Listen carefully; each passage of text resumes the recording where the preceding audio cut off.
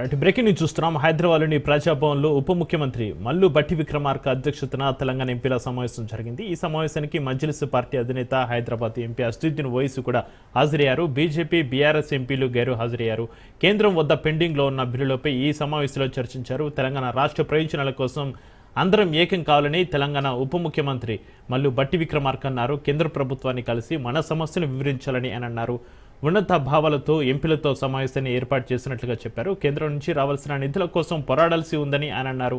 కేంద్ర మంత్రి కిషన్ రెడ్డిని, కేంద్ర సహాయ మంత్రి బండి సంజయ్ని భట్టి విక్రమార్క ప్రత్యేకంగా ఆహ్వానించారు. ఆయా నియోజకవర్గాలు ఇప్పటికే ఖరారైన కార్యక్రమాలు ఉండడంతో తాము రాలేమని కిషన్ రెడ్డి లేఖ ద్వారా సమాచారం ఇచ్చారు.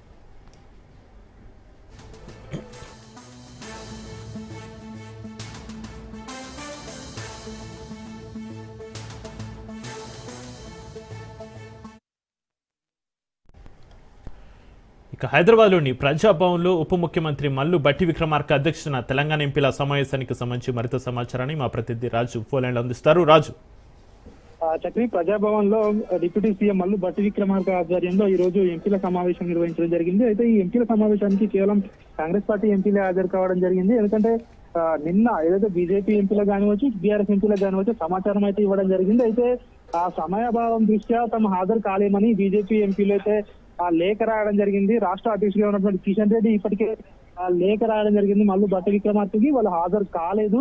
అదేవిధంగా బీఆర్ఎస్ ఎంపీలు కూడా తాము హాజరు కాలేదు. అదేవిధంగా కేవలం కాంగ్రెస్ పార్టీ ఎంపీల యొక్క సమావేశానికి హాజరు కావడం జరిగింది. కాంగ్రెస్ పార్టీ ఎంపీలతో పాటు ఎంఐఎం అధినేత హైదరాబాద్ ఎంపీ అసదుద్దీన్ ఓవైసీ కూడా ఈ యొక్క సమావేశానికి హాజరు కావడం జరిగింది. ప్రధానంగా విభజన చట్టంలోని అంశాలు, తెలంగాణకు రావాల్సినటువంటి ఏవైతే నిధులు ఉన్నాయో వీటితో ప్రధానంగా చర్చ జరిగింది.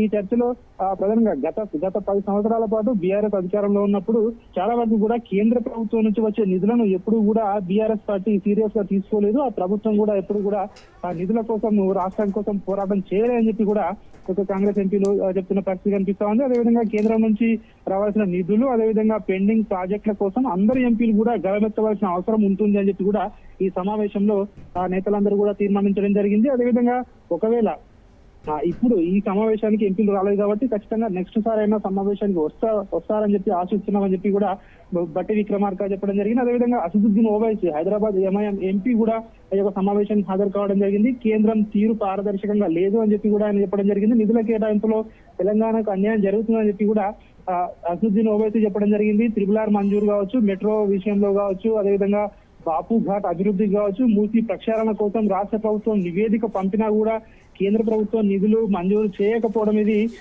అంటే కేవలం తెలంగాణ పట్ల వివక్ష చూపుతున్నట్టుగానే మేము భావిస్తున్నామని చెప్పి కూడా ఎంపీ అసదుద్దీన్ ఓవైసీ చెప్పడం జరిగింది. ఇంకా ఎంపీ చామల కిరణ్ కుమార్ రెడ్డి కూడా మాట్లాడడం జరిగింది. పార్లమెంట్ లో ఏదైతే వాయిదా తీర్మానాలు కావచ్చు, ప్రశ్నోత్తరాలు కావచ్చు, ఇవన్నింటినీ కూడా ఖచ్చితంగా రాష్ట్రానికి రావాల్సిన నిధుల కోసం వాడుకుంటాము, వేదికగా వాడుకుంటామని చెప్పి కూడా కాంగ్రెస్ ఎంపీ చామల కిరణ్ కుమార్ రెడ్డి చెప్పడం జరిగింది. తెలంగాణకు జరిగిన అన్యాయంపై కూడా ఉభయ సభల్లో కూడా రాష్ట్రం తరఫున పోరాటం చేస్తామని చెప్పి కూడా ఈ ఎంపీలు అయితే చెప్పిన పరిస్థితి మనకు కనిపిస్తా ఉంది. కొద్దిసేపటి క్రితమే సమావేశం అయితే ముగియడం జరిగింది. Right, thank you Raju.